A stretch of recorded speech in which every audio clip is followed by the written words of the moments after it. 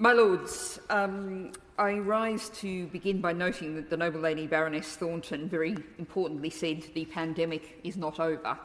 And I do think sometimes listening to your Lordship's House, some people haven't accepted that.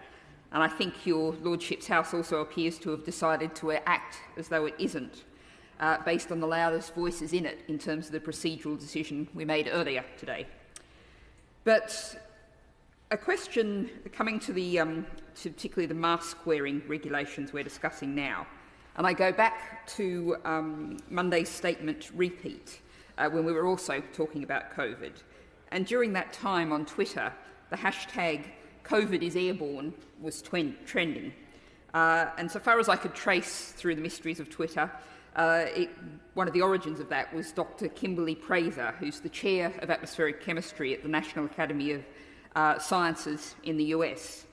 And I would really like to hear an assurance from the Minister that the government actually understands that fact as expressed by that hashtag, because as a number of contributions to these debates have indicated, particularly the Noble Lady Baroness Breloa addressing ventilation in schools, and a number of others who addressed the same point, and the point raised by both of the front bench speakers, why does the mask mandate not cover cinemas and theatres? Now, in the responses on Monday's statements, the Noble Lord the Minister said, well, it's not in hospitality venues, restaurants and pubs, because people are eating and drinking there anyway, and so they're taking the masks on and off. But that surely does not have to apply to cinemas and theatres.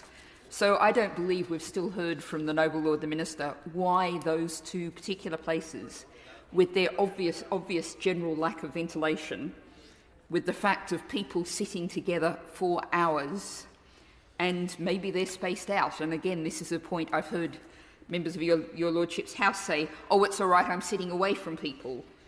COVID is airborne. It circulates in the air.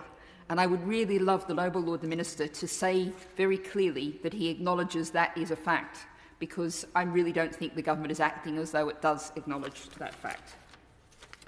One other point in terms of these regulations: why do we not have a work from home, if possible, ruling in this state of considerable uncertainty now?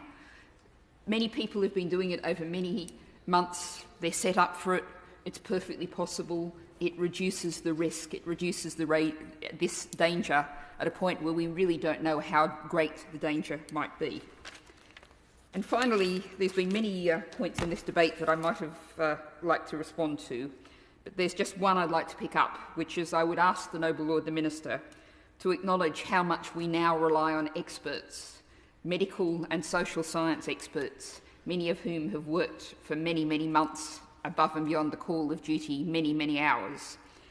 And would the Noble Lord the Minister join me in regretting that members of your Lordship's House should choose to attack individual experts who choose to contribute to public life, who exercise their right to engage in political debate, and acknowledge that that is not an appropriate way to treat people contributing to public life?